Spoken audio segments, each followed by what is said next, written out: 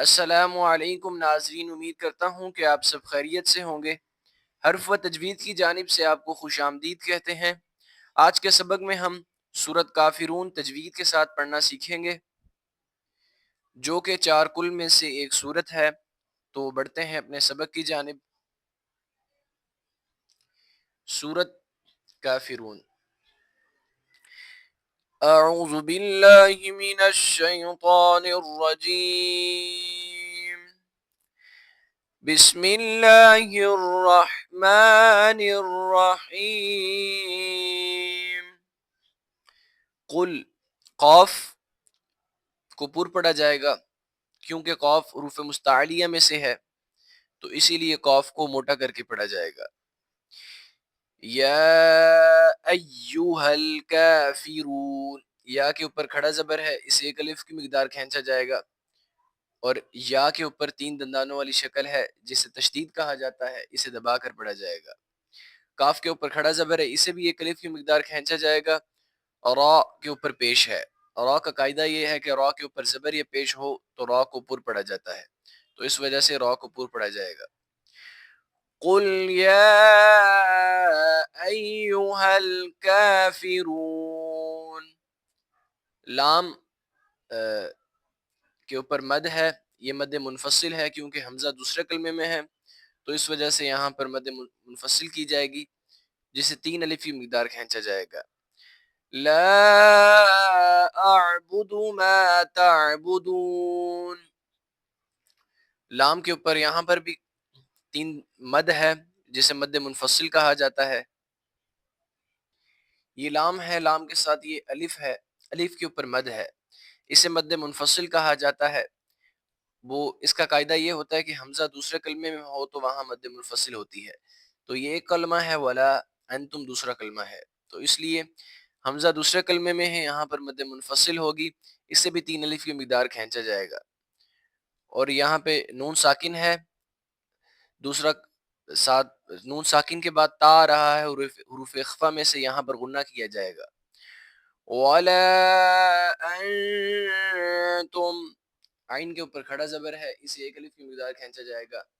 عابدون، میم کے اوپر مد ہے، مد منفصل، کیونکہ حمزہ دوسرے کلمے میں ہے، مد منفصل ہو رہی ہے کیونکہ الف کے اوپر مد ہے، تو اسے بھی 3 الف کی مقدار کھینچا جائے گا۔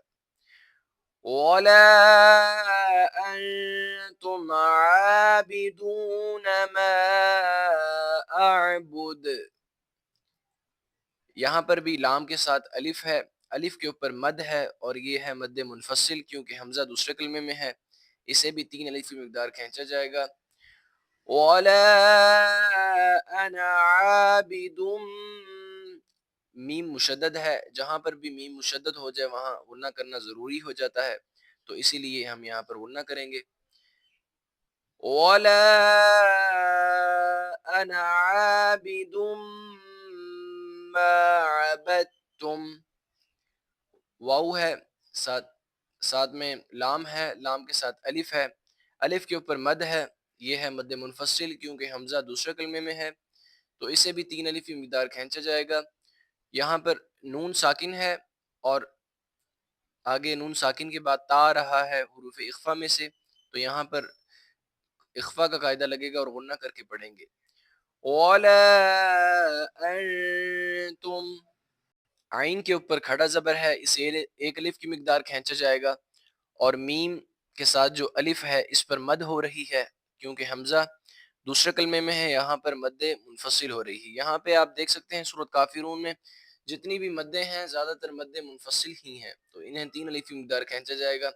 انہیں آپ پڑھ لیں یا نہ پڑھیں اس کا کوئی گناہ نہیں ہے، یعنی کہ واجب نہیں ہے آپ کے لیے مد منفصل۔ اگر آپ مد کو پڑھتے ہیں، مد ادا کرتے ہیں، تو اس میں قرآن پڑھنے میں آپ کی خوبصورتی زیادہ ہو جاتی ہے مد کو کھینچنے سے۔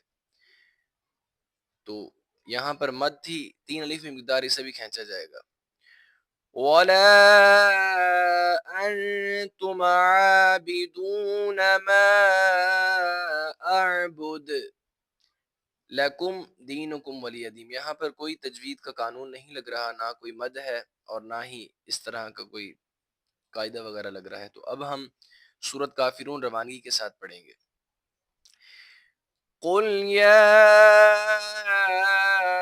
ایھا الکافرون لا اعبد ما تعبدون ولا انتم عابدون ما اعبد ولا انا عابد ما عبدتم ولا انتم عابدون ما اعبد لکم دینکم ولی دین.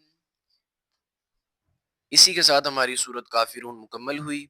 آپ زیادہ سے زیادہ سورت کافرون کی مشق کریں، کیونکہ زیادہ تر آپ دیکھ سکتے ہیں اس پہ مد منفصل بہت زیادہ ہے، تو اسے بھی پڑھنا سیکھیں اچھے طریقے سے، اور اپنے پڑھنے والے ناظرین کے ساتھ بھی سبق شیئر کیا کریں تاکہ انہیں بھی فائدہ ہو سکے، اور ہمارے چینل کو سبسکرائب کریں. یہ آپ کی طرف سے ہمارے لیے حوصلہ افزائی ہوتی ہے تاکہ ہم آپ کے لیے اچھی سے اچھی ویڈیو بنا کر لا سکیں. اپنا بہت سارا خیال رکھیے گا. خدا حافظ.